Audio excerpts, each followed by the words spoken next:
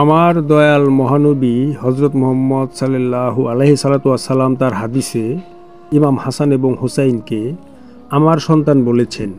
এটি শুধু আত্মীয়তার দিক থেকে নয়, বরং ভালোবাসা, দায়িত্ব ও আধ্যাত্মিক উত্তরাধিকারের গভীর তাৎপর্য বহন করে। কেন মহানবী তাদেরকে নিজের সন্তান বলেছেন? হাসান ও হুসাইন ছিলেন মহানবীর প্রিয় কন্যা ফাতিমা আলাইহি সাল্লাতু ওয়াসসালামের এবং জামাতা হজরত মাওলা আলী আলাইসাল্লামের সন্তান।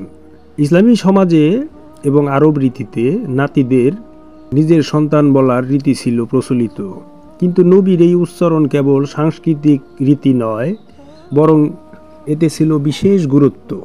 মহানবী আলাইহি সাল্লাতু ওয়াসসালাম জানতেন যে হাসান ও হুসাইন ভবিষ্যতে ইসলামের পথে গুরুত্বপূর্ণ ভূমিকা পালন করবেন। একজন হাসান আলাইহি সাল্লাতু ওয়াসসালাম শান্তির বার্তা দিয়ে ফিতনা রোধ করবেন, আর অন্যজন তথা হুসাইন আলাইহিসসালাম আত্মত্যাগের মাধ্যমে সত্য ও ন্যায়ের জন্য ইতিহাস সৃষ্টি করবেন।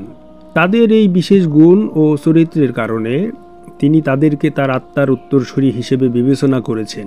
কোরআনের সূরা আহজাবের আয়াত 33-এ আল্লাহ তো চান যেন তোমাদের থেকে হে আহলে বায়াত অপবিত্রতা দূর করে দেন এবং তোমাদেরকে সম্পূর্ণরূপে পবিত্র রাখেন।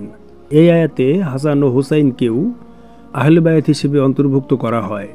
তাদেরকে সন্তান বলা যেন এই মর্যাদারই ঘোষণা।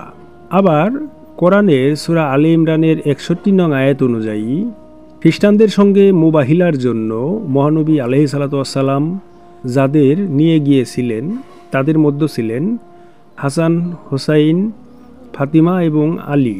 এখানে হাসান ও হুসাইন আলাইহিসসালামকে আমাদের সন্তান বলা হয়েছে। ফলে কোরআন নিজেই তাদেরকে মহানবীর সন্তান বলে স্বীকৃতি দিয়েছে। মহানবী হাদিসে বলেন, হাসান ও হুসাইন জান্নাতি যুবকদের নেতা। তিরমিজি হাদিস নং 3768।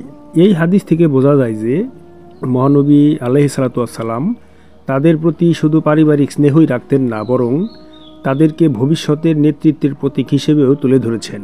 মহানবী সাল্লাল্লাহু আলাইহি সাল্লাতু ওয়াসসালাম যখন বলেন এই দুইজন আমার সন্তান, তখন সেটি নিছক আত্মীয়তা নয়, বরং ভালোবাসা, আধ্যাত্মিক মর্যাদা, ভবিষ্যৎ নেতৃত্ব এবং আহলে বায়াতের গুরুত্বের প্রতীক।